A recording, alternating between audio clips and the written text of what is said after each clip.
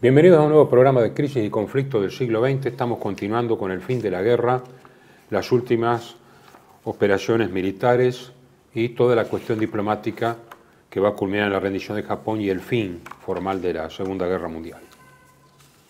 Claro, nosotros dejamos el último programa en un momento muy delicado, para resumirlo. El Japón, consciente de su derrota y de que era una cuestión de tiempo, estaba llevando a cabo esfuerzos diplomáticos desesperados a través de la Unión Soviética, pensando en que la mediación soviética podía permitir una negociación de los mínimos puntos de defensa, que al final quedaban reducidos a la figura del emperador, que era decir, salvaguardar el estamento dominante en Japón. Cuando el objetivo declarado de Estados Unidos y de los aliados, pero en particular expuesto por el propio Truman y Chiang Kai-shek, era, no, al revés, nosotros queremos cambiar el régimen político del emperador. En esas circunstancias se da el lanzamiento de la bomba atómica, del cual vamos a hablar después, a continuación. La primera bomba atómica en Hiroshima cae el 6 de agosto. Ahora, ¿qué ocurre? Stalin, que hasta ese momento había jugado de moderado, había ya denunciado, eso sí, en abril había denunciado el pacto de neutralidad con Japón, lo cual dejaba una amenaza muy grande abierta, ¿no? En abril del año 45, la Unión Soviética no renovó el acuerdo de neutralidad, lo cual era una angustia más para Japón, pero no era la declaración de guerra. Pero ¿qué ocurre? Tirada la primera bomba atómica el día 6 y el mismo 6 de agosto del 45, y en la misma noche en que partían los aviones para tirar la segunda bomba atómica en Nagasaki, en esa noche el embajador japonés es convocado en Moscú para informarle que la Unión Soviética declaraba la guerra a Japón e iniciaba operaciones militares que ya habían sido puestas en marcha en la noche entre el 8 y el 9 de agosto. Quiere decir que Rusia tuvo así los dividendos de sumarse a la contienda después que Japón estaba destruido, sus fuerzas ya desubicadas en el continente, porque ahora vamos a hablarlo, la resistencia japonesa fue mínima dentro de la irrupción. ¿Por qué? Porque entre julio, que fue la conferencia de Potsdam, y el ataque del 8-9 de agosto, la Unión Soviética había desplazado 3 fuertes ejércitos hacia el extremo oriental. El principal estaba mandado por el mariscal Malinovsky, ¿no? Pero operaban desde Manchuria, desde el norte, formaron 3 ejércitos y desatan un ataque por sorpresa contra Japón que se proyecta. No sé si vos querés desarrollar. Sí, el mariscal Vasilievsky era el comandante de todo el extremo oriente y el general Yamaha Otozo, comandante del ejército japonés del Kwantung, donde se desarrolla ahí, con pivote en Harbin y Mukden hasta el norte de Corea, ¿no? En el Manchukurio. Sí, lo que fue el imperio de Manchukuo. Sí. Stalin pretendía ocupar esto, manos japonesas, y participar con los aliados ya vencedores. Yo creo que fue una devolución de atenciones. Yo creo que cuando Stalin tiene que tomar Berlín y frenan a los norteamericanos y que la sangre lo pongan ellos, yo creo que Stalin pensó, bueno, la sangre ya la pusieron ustedes, bueno, va a ser muy fácil y digamos, hacemos lo mismo que invertido, porque habían puesto demasiada sangre también. Entonces, un poco cobrarse, digamos, una factura impaga. Sí, las concesiones hechas a la Unión Soviética cuando el Japón estaba derrotado eran paradójicas, porque se le daban beneficios a la Unión Soviética cuando durante la guerra no había intervenido para nada. No, pero había puesto toda la sangre, digamos. Ah, pero en el frente. Sí, bueno, sí, pero esta era una guerra mundial, digamos, claro, entonces por eso. Sí, por eso concedió en términos. Pero fíjense, el ejército del Kwantung no era un ejército débil, los japoneses tenían lo mejor del ejército, de la fuerza terrestre. 1.155 tanques, muy inferiores a los tanques soviéticos, indudablemente, en tonelaje y en calibre. 5.360 cañones y morteros y 1.800 aviones con 1 millón de soldados, que no pueden haber intervenido por las distancias en las islas. Claro, exacto. Ojo, los norteamericanos también pensaban en esto, ¿no? Claro que sí, claro que sí. Ahora, los rusos le ponen 5.500 tanques, 28.000 cañones, 4.370 aviones y 1.600.000 hombres. Claro. Con la diferencia además del material. Exacto. Japón se había quedado en el tiempo y los soviéticos le meten los T-34-85, los Stalin 1. Fue un Y aplastamiento. además el factor sorpresa que implicó, porque en ese momento, después de la inmediata caída de la bomba atómica, y el mismo día 9 cae la segunda bomba. Con lo cual en el año 45 pero casi, no tiene inteligencia exterior. Claro, no tiene, pero casi la totalidad del afuera. ejército japonés de las armas pesadas están en Manchuria. Y que no pueden ir al continente, no pueden ir a la metrópoli, digamos, tienen que quedarse en el continente. O sea, están embolsadas ahí, pero podían quedarse ocupadas. Liquidar eso para los norteamericanos también hubiera sido, si de repente... Muy duro porque eran muchos. Mucha tropa. Y tenían que invadir, o tener de cabeza de puente a los chinos. Los rusos le hicieron rápida una planicie, como es la zona de esa de Manchuria. Manchuria es planicie, sí. En una semana los arrollaron. Además no tenían experiencia en este tipo de combate que tenían los rusos, combate blindados. No la tenían los japoneses la experiencia. Los soviéticos tuvieron 8.219 muertos y 22.264 heridos. Japoneses 84.000 muertos y 600.000 prisioneros. Geopolíticamente, la expansión de la Unión Soviética hacia la región y la imposición de un régimen en Corea. Yo tengo que las bajas de la Unión Soviética fueron casi 37.000, pero de esos 12.000 muertos. Claro, más o menos, sí. Ahora, eso, claro, los rusos dijeron que eso fue, Stalin, que eso fue lo determinante para la rendición de Japón, no las bombas atómicas. Yo creo que les tomaba el pelo, ¿no? Sí, yo creo que sí. No, porque se produjo a la vez el avance marítimo, porque no solamente avanzaron sobre la isla Sajalín, sino que invadieron el norte del archipiélago de Kuriles, que es lo que todavía se mantiene en disputa, que Japón reclama la devolución de las islas Kuriles, porque la isla Sajalín, si no me equivoco, Rusia la había perdido en la guerra ruso-japonesa de 1905, la mitad sur de la isla Sajalín, que es una isla alargada que está enfrente, mientras que las islas Kuriles eran parte del territorio japonés. Y la fórmula era no tomar territorio enemigo. A propósito de temas navales, quiero hacer una referencia de 5 minutos a un episodio trágico y muy importante, que fue el último episodio bélico de la Segunda Guerra Mundial. El hundimiento del crucero Indianápolis. Claro. El CA-35 Indianápolis, crucero pesado, clase Portland, 14.000 toneladas a bruto, 8 cañones, 9 cañones de 8 y 12 de 127. Un gran barco, pese a que era un poquito antiguo, del año 31. Pero estuvo en operaciones toda la guerra. Estuvo en operaciones, zafó de Pearl Harbor, estuvo en Guadalcanal, estuvo en la zona de Nueva Guinea, estuvo en Eniwetok y Kwajalein, estuvo en Marianas, estuvo en Iwo Jima y en Okinawa, donde un kamikaze lo averió muy fuerte.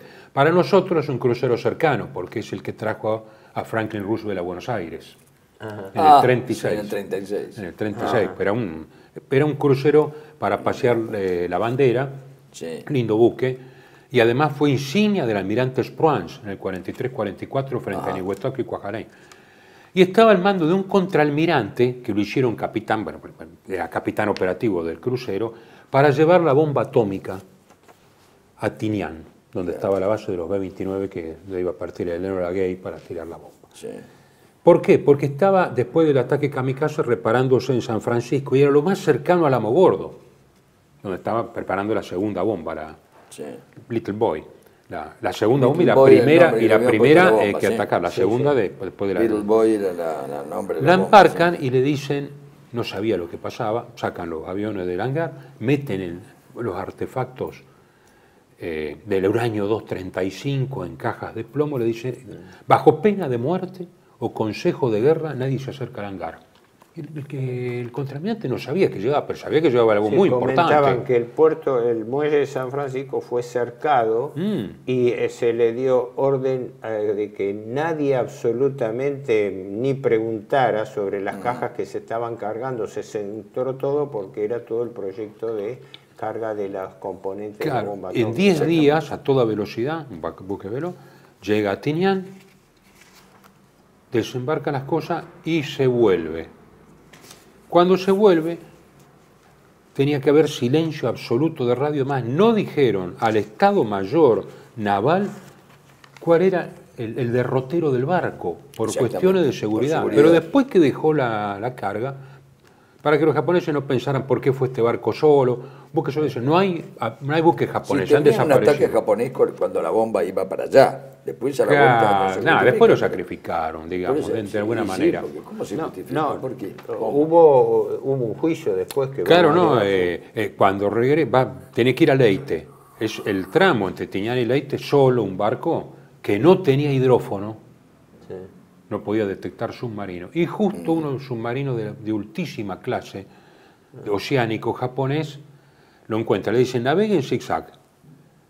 El comandante ve que está todo oscuro, ahí está plomizo, hay borrasca, y dice, bueno, para ahorrar tiempo y llegar a Leyte, no navego más en zigzag. El comandante Hashimoto, que tiene este submarino con 2 chicos Kaiten, que ya habían hundido un destructor norteamericano hacía poco, ahí en la zona, por lo tanto había 4 submarinos japoneses. Kaiten era embarcaciones suicidas. Eran torpedos suicidas. Torpedos suicidas. Lo ve a 1500 metros y evita usar los Kaiten por las tripulaciones jóvenes. Dispuestas le dicen, comandante, vamos. No, dice, no, está muy cerca. A 600 metros le tira 6 torpedos Long Lance. Sí. 2 lo encuentran y el buque estaba muy entrenado, la tripulación para abandonarlo. Pero claro, no había balsas, no había botes porque la explosión los había destruido. De 1.200 hombres, 300 y pico mueren inmediatamente. Exacto. Y 880 caen al agua. ¿Qué pasa? A la mañana siguiente, esta zona parece ser que desde siempre, ¿no? Está infectada de tiburones. Sí. Pero tiburones realmente bravos, no los que aparecen por Mar del Plata cada tanto. No, estos sí son. La mayoría de la gente estaba con el chaleco Mae West salvavidas, a veces sin nada, a veces agarrado de algún... Claro, los tiburones cuando empiezan a atacar, la sangre atrae a más tiburones. Claro, exactamente. Se llenó de tiburones, 400 de los 800. No pararon 400. Hasta el Alcacer se pedían Alcacer. Bueno, es una tragedia, digamos. Bueno, está bien. Es una tragedia terrible, ¿no? Terrible. Los tiburones terminaron así. Hasta que un hidroavión los ve, porque claro, manda un mensaje inmediatamente el capitán. Agreguemos esto, en efecto, como no había sido revelado el viaje en secreto, ni de ida, que era cuando llevaba la bomba, ni de vuelta, que lo hacía integrar para que se dirija a Filipinas, cuando hace ese viaje a Filipinas es hundido, pero el Estado Mayor no lo detecta. El comandante Hashimoto manda un mensaje a Tokio porque se horroriza de la situación. Dice, ¿cómo no vienen nunca a buscarlos? Similar del Mar del Coral, ¿te acordás de la batalla del Mar del Coral? También los tiburones. Perdona, si no me equivoco fue así. Los norteamericanos, que todavía utilizaban el código púrpura que tenían infiltrados japoneses, detectan un mensaje de Hashimoto, el capitán del submarino I-58, diciendo que había atacado a un buque de alto porto, una información.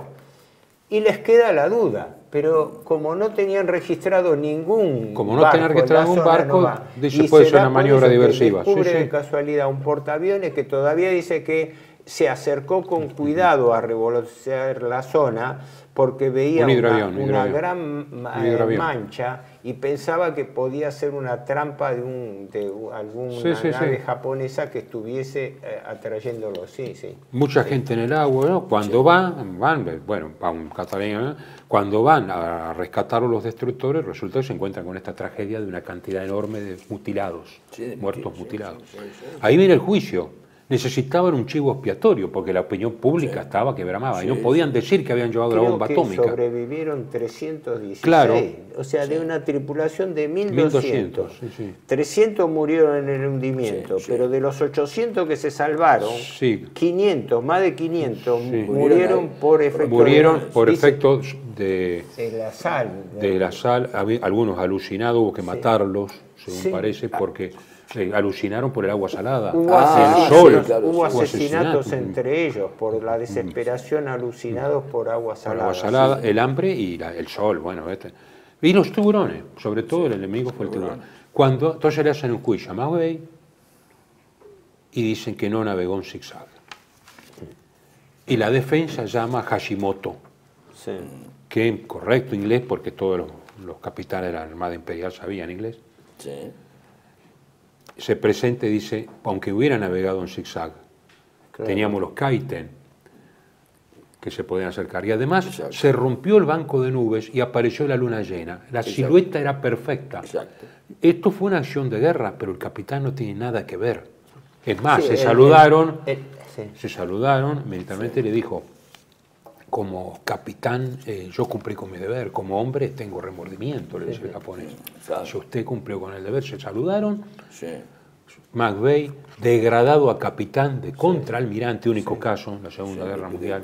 Contraalmirante a capitán, lo mandaron a un puesto. De navío sería, ¿no? Sí, el grado antes. Sí, el anterior, capitán de navío, sí. Lo mandaron a una oficina oscura de la Armada, y Nimitz, cuando es comandante en jefe en el 47, lo rehabilita, porque Nimitz había salido en defensa. Pero King necesitaba un chivo expiatorio, la Marina, la Armada, aún con Nimitz y Spruance en favor, ¿no? Porque sabían que era un gran comandante y que había hecho lo que pudo.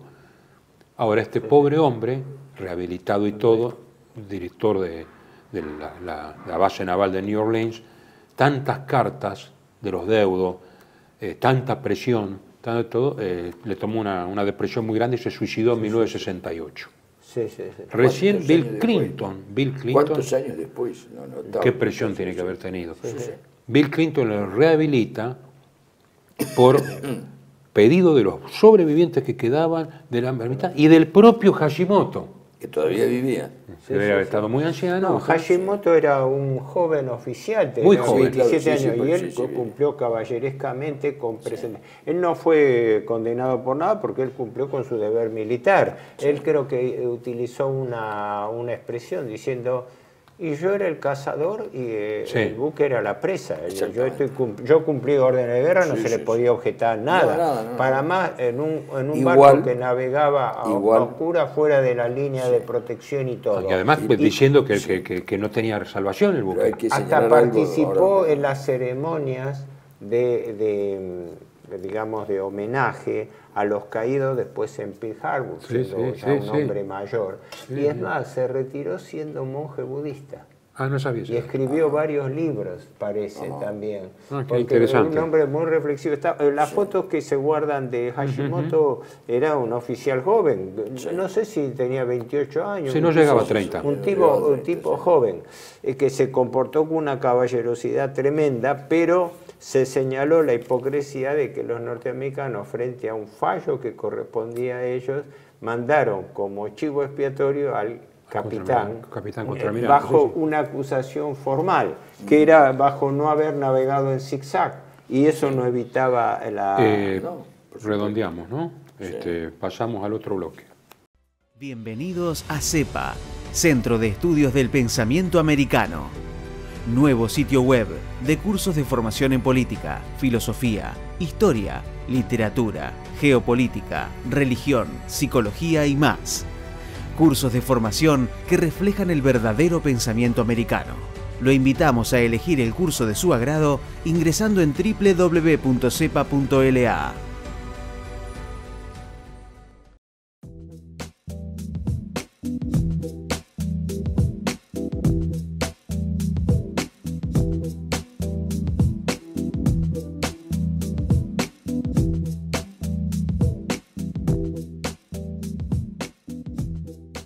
Decir siempre la verdad primero tiene un precio. Dependemos de tu ayuda. TLV1. Toda la verdad primero.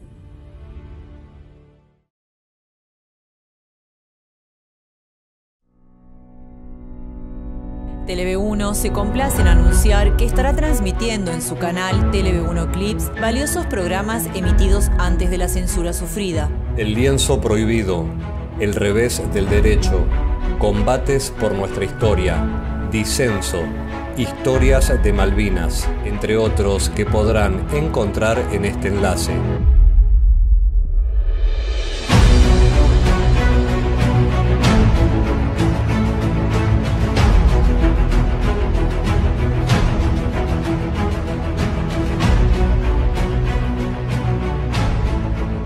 Agradecemos su aprovechamiento y difusión.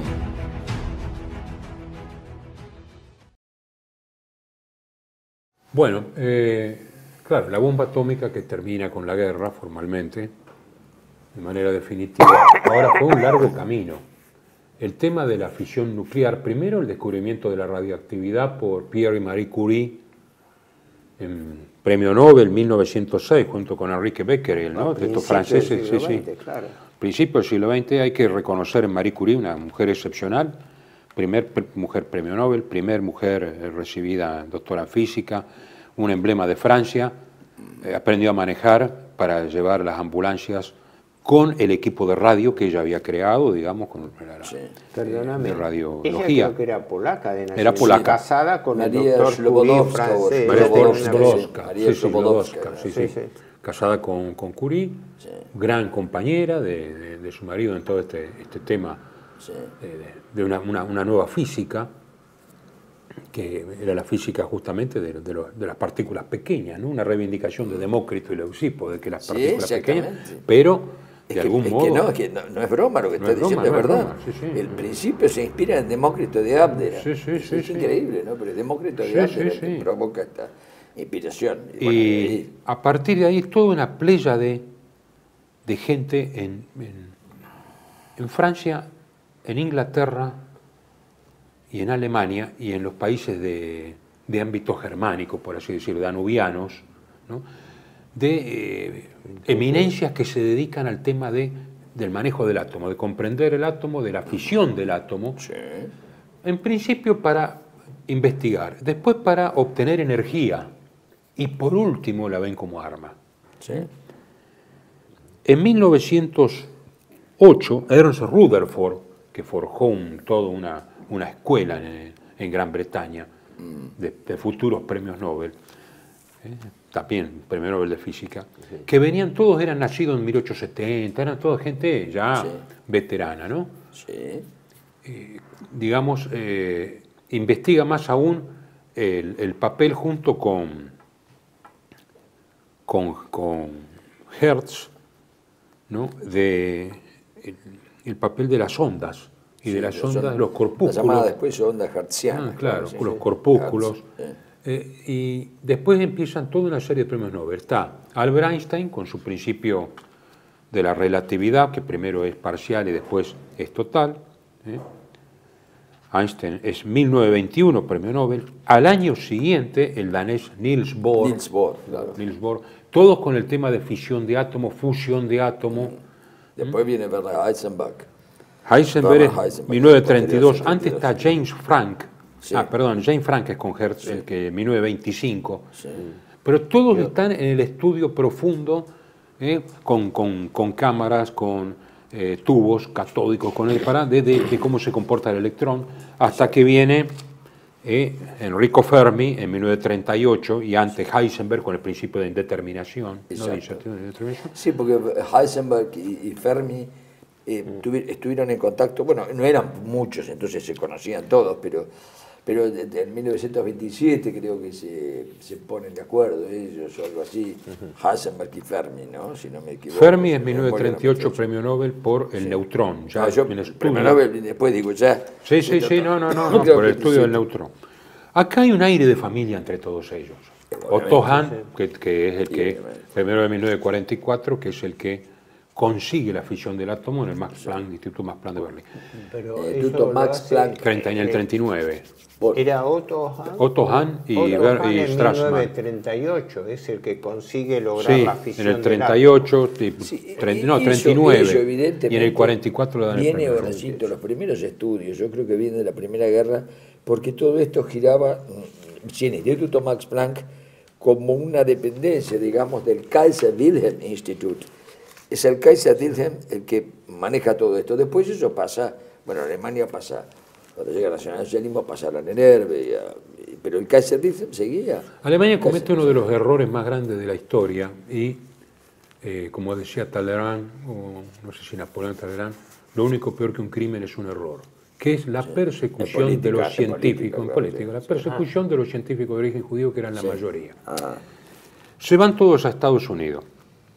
Jane Frank pero les queda Heisenberg, ¿no? Les queda Heisenberg, hay otros, sí, pero por sobre todo les supuesto, queda sí, Heisenberg. Pero les queda Heisenberg, se va Frank, se va Einstein, se va Bohr, se va Lise Meitner, que era la colaboradora principal que tenía Otto Hahn, y se va Fermi. ¿Por qué? Porque Mussolini se pliega en el 38 a la ley racial y la mujer de Fermi es la que se siente molesta, que era Laura Cantor.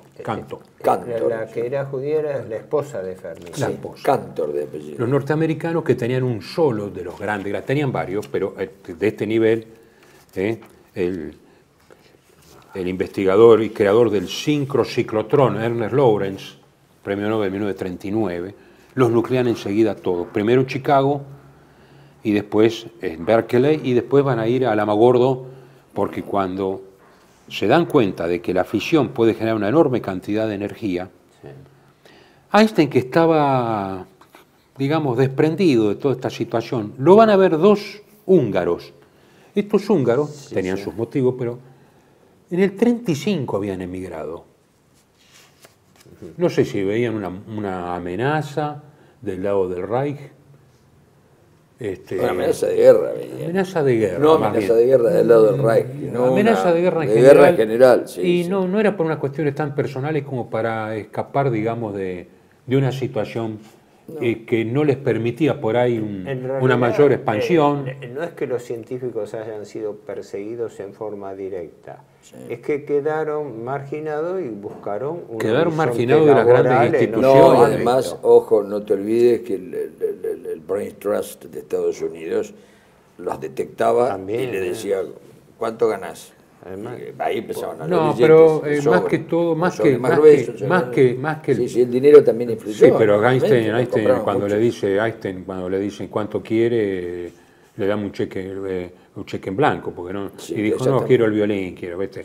Como queriendo decir, sí, pero vivían bien, en Alemania también vivían bien. Vamos a decir las cosas como son. Fue un error gravísimo porque se rajó la intelectualidad más grande de Europa. Fíjense la cantidad de premios Nobel que estaban en Estados Unidos. Era lógico que iba a salir de un lado y no en el otro.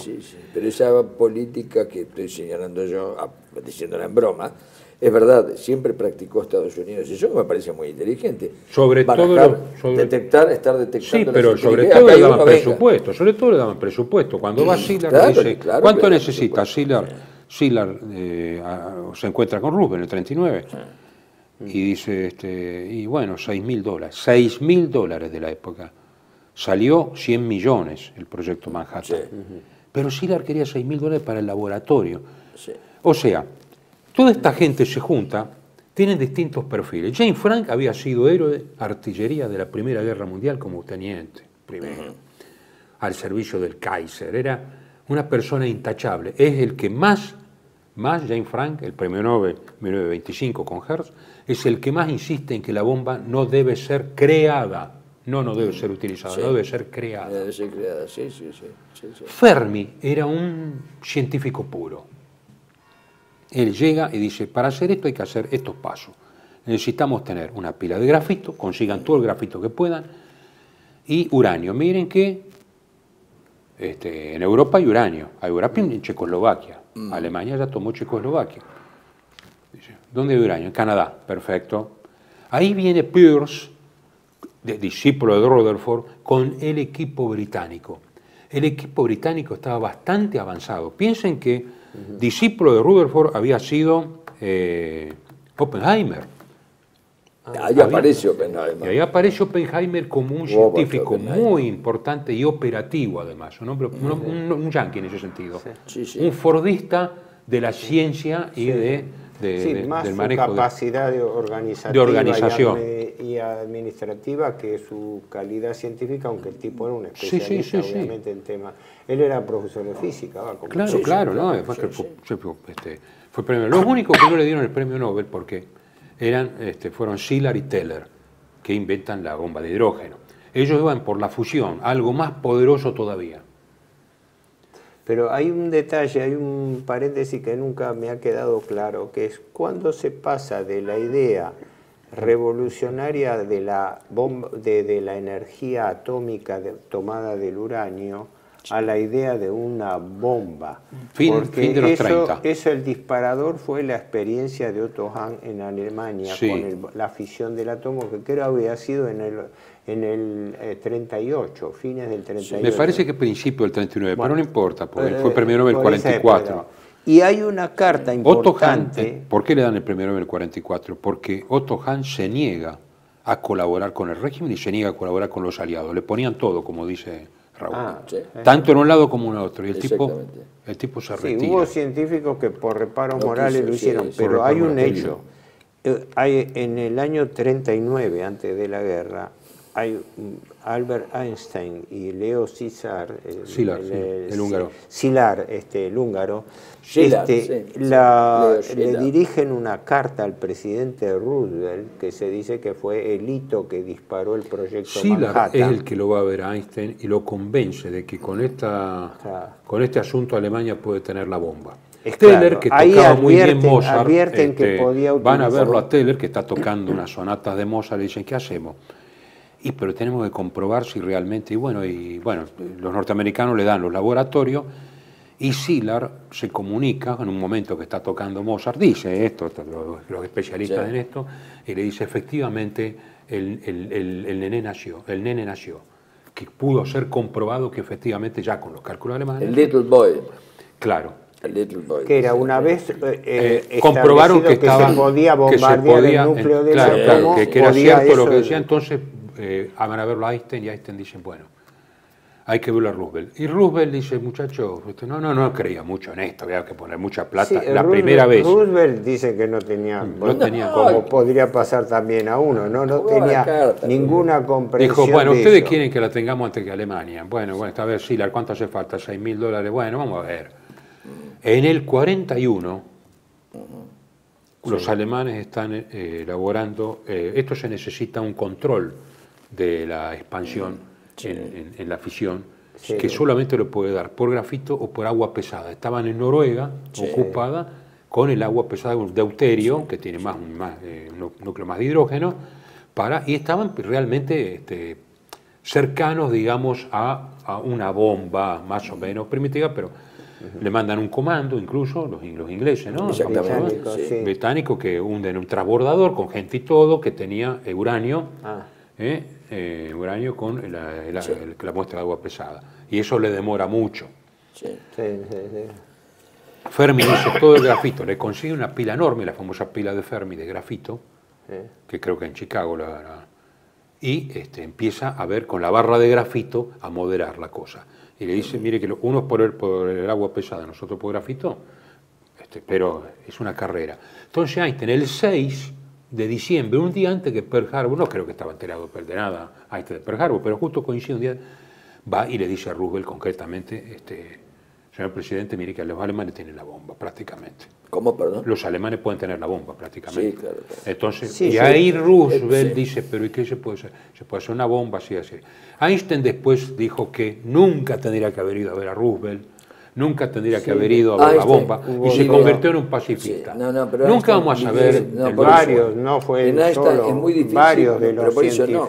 Pero digo, en el caso de Einstein, que es el más famoso de todos, es un hombre que tiene doble juego. Entonces, dice una cosa y dice la otra, pues para cubrirse y queda bien. El problema de Einstein es que no es creíble, porque donde pisás hay una baldosa floja. Tiene baldosas flojas en todos la clave de la decisión de Roosevelt, que evidentemente no era él por su genialidad o por su perspicacia, es que él ahí es donde en el año 42, a principios de 42, toma la decisión del proyecto Manhattan, que se lo encarga al general Leslie Groves, que es el que está al frente del proyecto, en el aspecto organizativo y como diría un amigo disléxico que le quería vender el producto Manhattan Gandhi. Claro, pero bajo la dirección científica que ahí lo rescatan a Robert Oppenheimer. O sea, claro, la dupla era el general Groves, que era el que mandaba, el hombre militar. Sí, bueno, como pasaba con los proyectos en Alemania, de todos los proyectos en Peenemünde, que el famoso Braun en Alemania Werner von Braun y Wolfgang von Ardenne. Donenberger, claro, era el apellido del general alemán que dirigía los proyectos de Peenemünde, era Donenberger. Sí, Dannenberg. Erich Dannenberg. Bueno, todos ellos tenían grado militar. Sí, pero en el caso de este solo eran Werner von Braun era mayor. Ahora, Wolfgang von Ardenne era teniente coronel. Y el coordinador Dannenberg era coronel, no era general. Era un civil muy importante, que el doctor Compton. El civil que coordinaba todo, era el que atendía todo, digamos. Eso estaba bajo la cobertura de NERVE, ¿o me equivoco? No, doctor Compton en Manhattan. Peenemünde estaba... Peenemünde, estoy hablando de Peenemünde. De todas maneras, el tema es que toda la maquinaria que se pone en el proyecto Manhattan, desde el punto de vista organizativo, es una organización de primer nivel. Groves porque en todo el territorio norteamericano había entre 20 y 25 plantas independientes, bajo controles hipersecretos, porque hasta de los controles de ingreso y todo eso, que después se empalmaban entre sí. O sea, nadie, para mantener el secreto de todo el proyecto, la clave era que esos 20, 25 centros, que cada uno estaba dedicado a producir algo distinto. Groves hace algo que no sé si lo hubieran hecho en otro lugar, que es militarizar a la ciencia. Lo lleva a todos a Álamo Gordo, le hace casas es de sentido común. A New Mexico. Todos los proyectos de tipo la sede central en Álamo Gordo, cerca en Álamo Gordo, sí, fue la Albuquerque. ¿En Albuquerque no estaba? Sí, Albuquerque. La localidad propiamente ahora... Álamo Gordo estaba cerca, un pueblito donde probaron la bomba. Pero digo, en todo Estados Unidos había entre 20 y 25 estaciones de todas las grandes empresas fabricaban en alguna parte de algo. De las cuales nadie sabía entre hijo de familia metodista, cuya único, cuando era adolescente, Groves, la único, dice, era leer cómics o el equivalente, cuando era chico, lo que permitía a la familia. Una disciplina espartana era, lo tomaron justo. A un tipo capaz de organizar... y capaz de apretar a un Fermi, a un Szilard, apretar directamente, prepiarlo. Estaban bajo régimen militar, era terrible. Pero, se quejaron es incluso. Que este tipo de proyectos está en Alemania también, más allá del trato que tuvieran los von Braun y los von Ardenne y Dannenberg, estaban bajo situación militar, pero es lógico que fuera así, ¿no? Es que a nivel profesional y científico había de todo. El propio Oppenheimer, que creo que ahora se lo trata de medio reivindicar a través de una película, pero fue un tipo muy, muy conflictivo. Y además también con respecto a trabajos de física atómica que fueron, cuestionados con respecto a la autoridad intelectual, etcétera. Pero eso podemos hablar, eran cuestiones de forma. La cuestión es que el proyecto Manhattan fue tomado en serio y organizado en una forma en que los norteamericanos probadamente aventajaban muchísimo a Alemania, porque después de la guerra se comprobó efectivamente que el nivel de desarrollo que tenían los alemanes en materia atómica era todavía mucho más lejano que los norteamericanos. De ahí la fábula de que las bombas fueron tomadas en Alemania, ya fabricadas, entra dentro de porque había otra línea de investigación, no solo en Heisenberg, sino además, Heisenberg estaba en Alemania, por supuesto, pero digo, había otra línea de investigación con otro tipo de física, ¿no es cierto?, otros estudios de física Además ellos pusieron todo el dinero en las bombas, en los cohetes. Sí, la cohetería llevó ya, prácticamente la mitad de un proyecto Manhattan. Y el miedo de Estados Unidos después fue que, efectivamente, una bomba atómica pudiera ser impulsada por un cohete. Entonces, esas eran las dos cosas que se desarrollaron. Una cosa importantísima fue el robo de Bohr, porque se lo robaron a Bohr. Bohr y Heisenberg se reúnen y Heisenberg dice, yo puedo ralentizar el tema de la bomba. ¿Usted qué haría? Porque dicen que Heisenberg no boicoteó, pero frenó un poco el tema porque Heisenberg era muy católico, era muy consciente de lo que iba a suceder. Era muy católico, No. Se reúne con Bohr en Copenhague. Con Bohr. Y a Bohr los ingleses lo secuestran, lo llevan a Inglaterra y después a Estados Unidos. Cuando llega Bohr, la masa crítica ya llega a un nivel espléndido, digamos, ¿no? Eso creo que fue fin del 42 o algo así. Sí. Lo continuamos en otro bloque, esta situación tan interesante. TLV1 se complace en anunciar que estará transmitiendo en su canal TLV1 Clips valiosos programas emitidos antes de la censura sufrida. El lienzo prohibido, el revés del derecho, combates por nuestra historia, disenso, historias de Malvinas, entre otros que podrán encontrar en este enlace.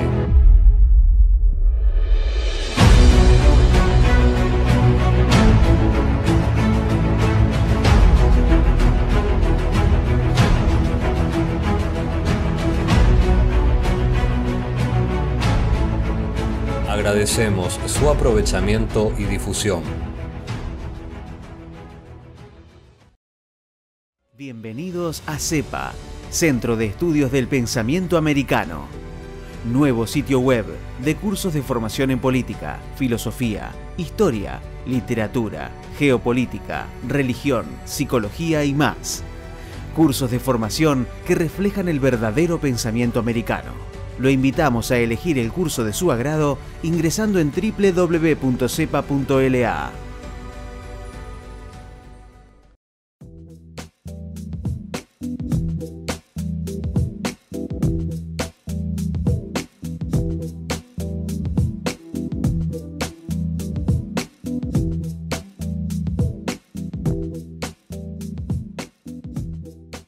Decir siempre la verdad primero tiene un precio. Dependemos de tu ayuda. TLV1, toda la verdad primero.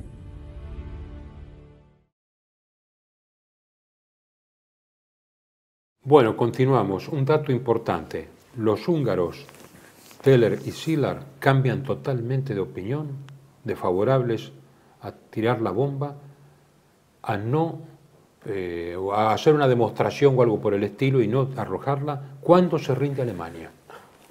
Probablemente han tenido alguna situación personal contra el Tercer Reich, pero consideran pierden el interés, según los expertos. El debate sobre la bomba ha llevado infinidad, ríos de tinta y páginas, cada vez se agregan incluso nuevas versiones, sobre todo porque empezando por los científicos y los políticos quisieron tomar distancia del genocidio provocado por la bomba, porque ya se había anticipado durante la fabricación de las bombas atómicas los efectos de la radiación. Porque no nos olvidemos que en realidad se trabajaba sobre dos líneas técnicas distintas. La primera bomba atómica, la que se tiró en Hiroshima, tenía como base uranio 235, mientras que la que se tiró 3 días después en Hiroshima tenía base plutonio. Plutonio, o sea que estaban en una etapa de experimentación donde por un lado había controversias internas científicas, pero después se planteaba el problema de que algunos científicos, probadamente, otros para mí lo quitaron después de la guerra para tomar distancia, hablaron de que ellos no estaban de acuerdo, incluso que algunos habían renunciado para no quedar pegados al lanzamiento de la bomba. Incluso militares de alto grado, por ejemplo el almirante Leahy estaba en contra de todo tipo de bombardeo masivo.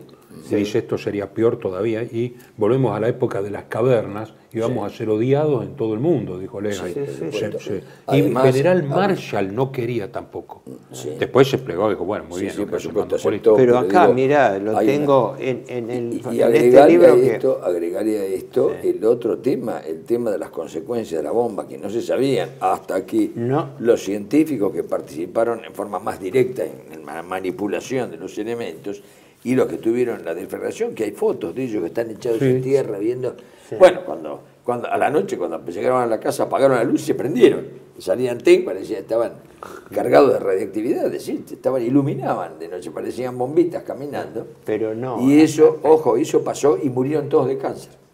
Bueno, Murieron todos de cáncer. ya durante Los que el manipularon. desarrollo, Los que manipularon, no los que estaban atrás. los que desarrollaron el proyecto ya habían advertido sobre las consecuencias de la radioactividad sobre la piel, sobre todo, y sobre los estudios cancerígenos. Eso es así.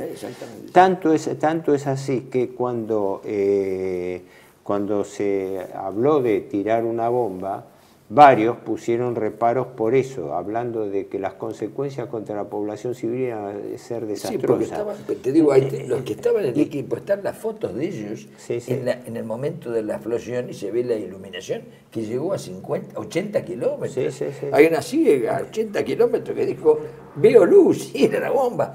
Ellos que estaban allí. Este libro tiene entre tantas... Esa noche cuando volvieron a la casa leían, apagaban la luz y leían.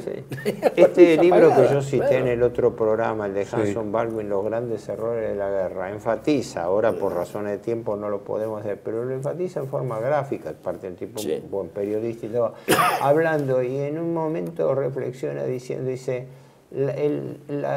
Estados Unidos cometimos, él habla no sé en qué término, como que dice, un doble crimen. Haberle tirado la bomba a Japón cuando Japón nos estaba pidiendo la rendición. A negociar, pero estaba pidiendo rendirse. Es decir, tirarle una bomba atómica para precipitar una decisión tremenda. Paradójicamente, después haberle aceptado la condición de que lo único que pedía Japón como única concesión final era preservar la figura del emperador, le dijeron que no, le tiraron la bomba y después aceptaron la figura del emperador. Nadie sabía bien a ciencia cierta. Shillard dice, cuidado porque se puede desencadenar una reacción que no tenga moderación, que no podemos moderar, a crear un solcito. Exacto. Oppenheimer dice, bueno, va a haber 20.000 muertos, dice Oppenheimer. El cálculo eran 20.000 muertos, 100.000. O sea, estaban manejando algo, estaba como el aprendiz de brujo esto también. Claro, ¿no? que era. Había una duda sobre los alcances que iba a tener ese bombardeo. Tanto es así que hubo notas, no va a haber tiempo para resumirlo ahora, pero hubo un informe que hizo pedir el secretario de Guerra Stimson, ¿no? Porque él era el responsable directo como ministro de Guerra. Era un hombre muy grande ya. ¿Cómo? Era un hombre muy grande. Era anciano ya. ¿Cómo? Era anciano. Sí, había sido ministro de Asuntos Exteriores en el año 30. Y en la Primera Guerra se había tenido... Él tuvo su reserva. Era autor de la doctrina Stimson, de graves consecuencias para el mundo. Él tuvo, creo que tengo la impresión de que tuvo una actitud ambivalente, porque por un lado era partidario de tirar la bomba para precipitar la terminación de la guerra. ¿Por qué? Porque la operación Downfall, la operación de desembarco en Japón, no nos olvidemos que preveía dos instancias. La primera en el desembarco en una isla del sur, Shohu creo que es, en noviembre del 45. Y el desembarco en la isla de Honshu para tomar Tokio recién en la primavera del 46. Esos eran los planes militares. Exacto. Pero se adelantaron y tuvieron la bomba y tiraron la bomba en agosto y definieron todo. Hay que ver también la mentalidad, la discusión en los Estados Unidos. Algunos científicos planteaban arrojar la bomba en un atolón con presencia de Naciones Unidas que ya estaba. Hasta en la bahía de Tokio se le Otros era en el propio territorio japonés, pero no en una ciudad, sino que vieran el efecto. Otros que fuera veedores japoneses y de las Naciones Unidas en un atolón o en un lugar aislado. Yo creo que se mencionó en la bahía de Tokio. Dice hay que tirar Entre una otros bomba lugares. en la bahía de Tokio para que vean la explosión. Claro, pero dijeron, si se les dice una ciudad determinada o una región de Japón desértica o más despoblada, pueden trasladar a nuestros prisioneros. Todo era posible en ese momento.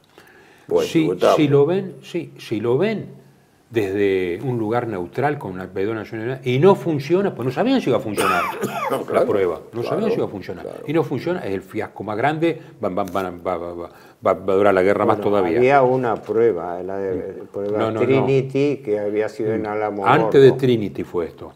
Antes de Trinity la Antes, discusión. Es antes. Sí, Es antes. Con Trinity igual se siguió. Bueno, ahora funciona, pero ¿qué hacemos? Lo hacemos de esta manera o de otra. Y cuando dijeron los militares puros, la cifra de muertos es esta, ya venían mandándole cartas a Truman diciéndole menos bonito cualquier cosa, las mamás norteamericanas. Sí, por supuesto. Ya llovían las cartas, ¿eh? ¿Qué estamos haciendo? Tener en ¿Qué? cuenta eso. Y Pero bueno, eso vos decís cuando, después después de Iwo Jima y de Okinawa. No, con respecto a las bajas, Sí, pero por- con claro, el respecto a la balance. Si bomba. Iwo Jima nos costó esto, y no. Okinawa esto. Vamos a invadir Saipan, Japón. claro, No, se ¿cómo podía vamos a ver, invadir la Japón? opinión pública es muy importante en estos yo no países. sé si Podía por haber eso, una sonada, una cosa. O no olvidándonos, que eso lo hemos dicho muchas veces, pero siempre hay que volver al principio, No sé. que el pueblo norteamericano no quería la guerra al inicio, no, No, le no, interesaba, no, se no, sentía no. ajeno No, a pero eso. hay un Más razón, punto se mataban. que quería no olvidar, que es el siguiente. Cuando se evalúa tirar o no la bomba, hubo una división de opiniones. Tanto es así que Por supuesto, claro. se dice que, No por era un tema ejemplo, fácil. MacArthur, que tenía mucha influencia, influyó tardíamente sobre Roosevelt, porque estaban todos en duda con respecto a lo que llamaban el problema ético de la bomba. ¿Sobre Roosevelt o Es decir, sobre que- Truman? O sea, al final sobre Truman, tuvo un encontronazo con Truman. MacArthur, sobre Truman. Miento, debe haber sido sobre Sí. Truman. Primero no con efectivamente, Roosevelt, ¿no? pero Es Roosevelt claro, es sí. decir, las Truman. opiniones de los principales Sí, sí. involucrados Marshall que estaban tampoco, en ¿no? eso. Si no me equivoco, el almirante Lehigh estaba en contra. Totalmente. Estaba- en contra de los estaba- bombardeos a población Sí, civil sí, estaba. Es más, hacían. A mí me suena el otra forma de hacer la argumento guerra, era- decir. el argumento era el punto de indiferencia. Creo que el argumento de Lehigh y otros era muy simple. El Japón está lo suficientemente destruido que va a caer solo. Las estimaciones de los informes que pidió Stimson decían que el Japón no podía sostener ni la guerra, ni el abastecimiento de alimentos a la población civil antes del fin del año 45. Pero ni Con siquiera- en noviembre y diciembre. Exactamente. Pero ni siquiera había que invadir. Claro, con los informes que recibe el primer ministro y los informes que trae el príncipe Konoye, que es el encargado de todo. Claro. Dicen, no hay, la crisis de alimentos llega y vamos a tener, se va a morir de hambre la población. Se va a morir de hambre la población.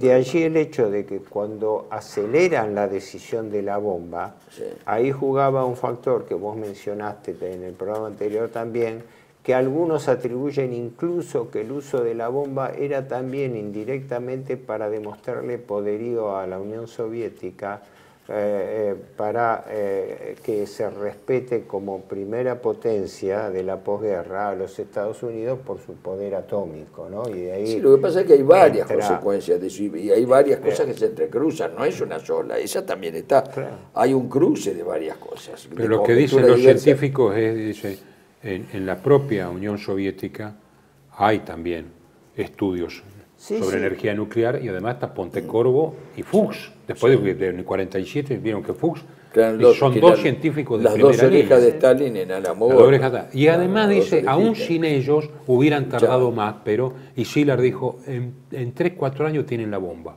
Efectivamente, en el 49 hacen explotar la bomba.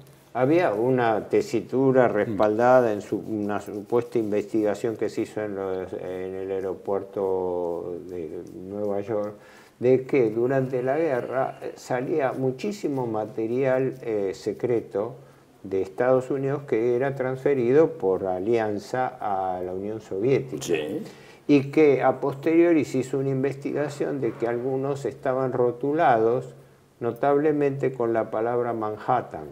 Entonces de ahí se coligió de que durante la guerra los rusos tenían alguna suerte, no solamente de información, sino de seguimiento sobre el proyecto.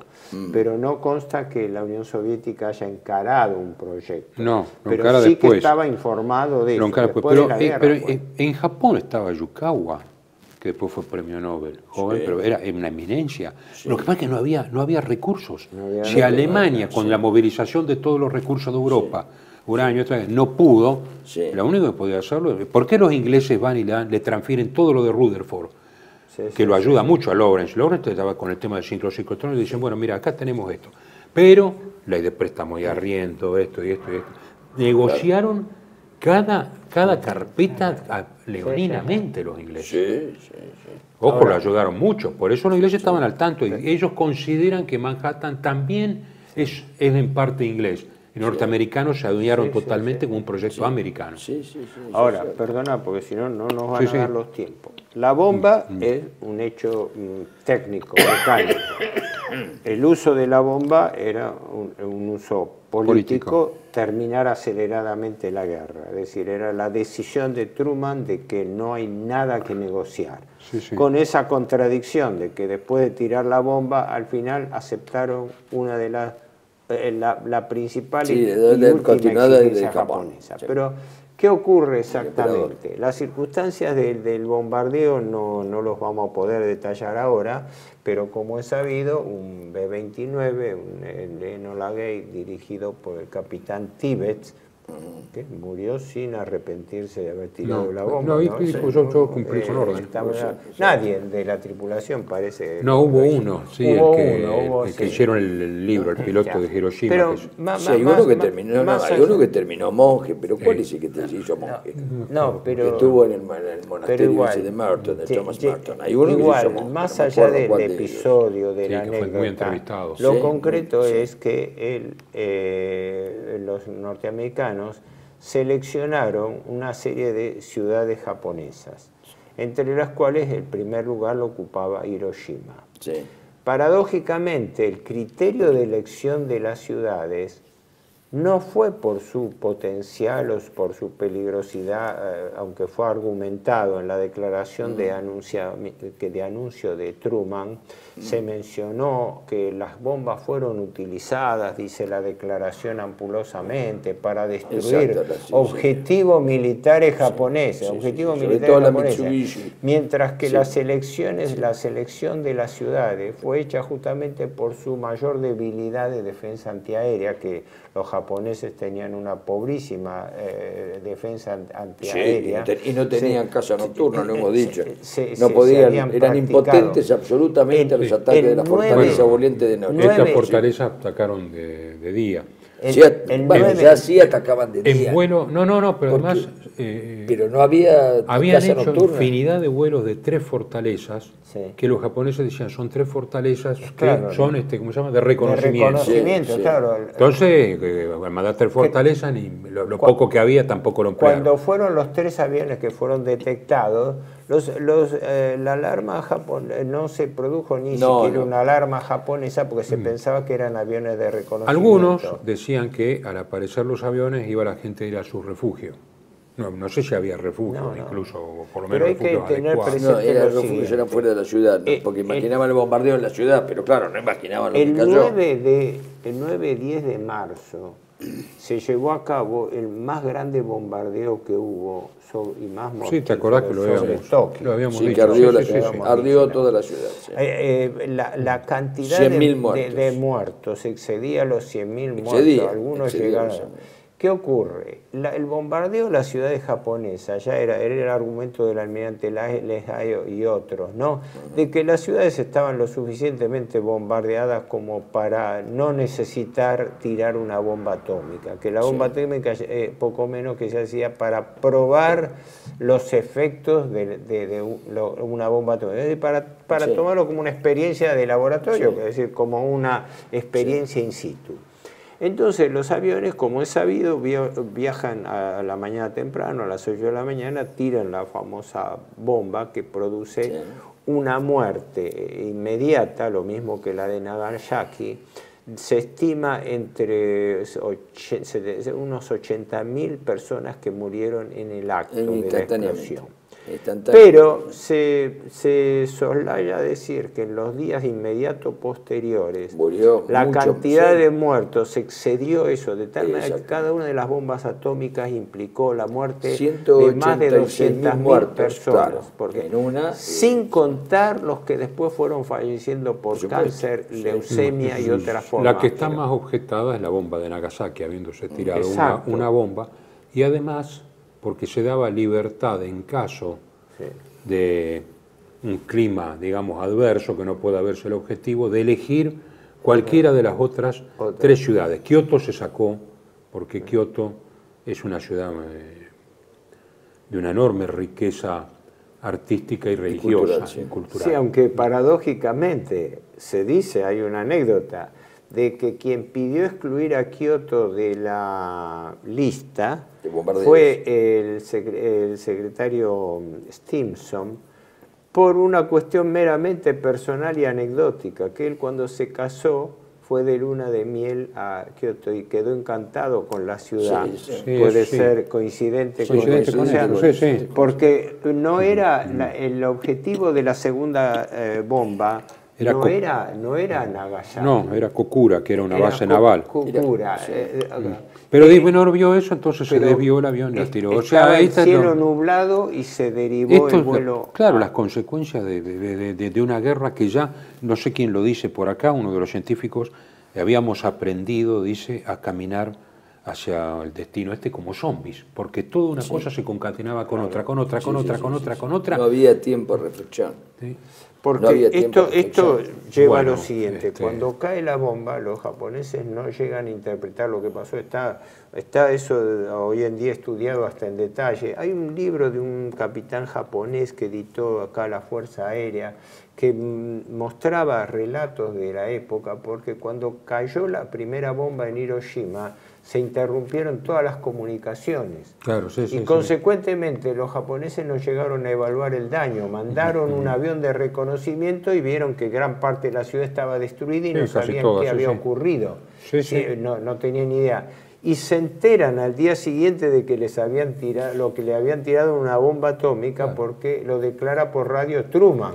Cuando da comunicación. El impacto fue que la destrucción que podían hacer 300 fortalezas volantes, la podía hacer una sola bomba. Bueno, ¿qué les parece si leemos 2 líneas de la declaración de Hirohito? Bueno, 2 líneas porque porque ojo, hubo una decisión inmediata el 14. Por eso acá yo quería leer estas palabras finales del emperador Hirohito. Vamos a continuar. A nuestros buenos y leales súbditos, después de pensar diariamente sobre la situación general del mundo y la reinante hoy en nuestro imperio, hemos decidido efectuar el arreglo de la actual situación. Y dice, al final, cerrando esto, ¿no? Cuidad sinceramente cualquier estallido de emoción que pueda engendrar inútiles complicaciones, que puedan crear la confusión que se lleve por el mal camino y haga que perdamos la confianza del mundo. Que toda la nación continúe como una sola familia de generación y generación, siempre firme en la fe, de carácter imperecedero y consciente, de la pesada carga y responsabilidad por el largo y difícil camino que tiene por delante. Porque los puntos de decisión fueron estos. Caída de la bomba el día 9. Primera bomba, 6 de agosto. 8-9 de agosto, invasión rusa en Manchuria y segunda bomba en Nagasaki. 14 de agosto se reúne el Consejo de los Seis y ya toma la decisión definitiva Hirohito, que es el que apura una decisión, porque se pide que se suspendan los bombardeos aéreos.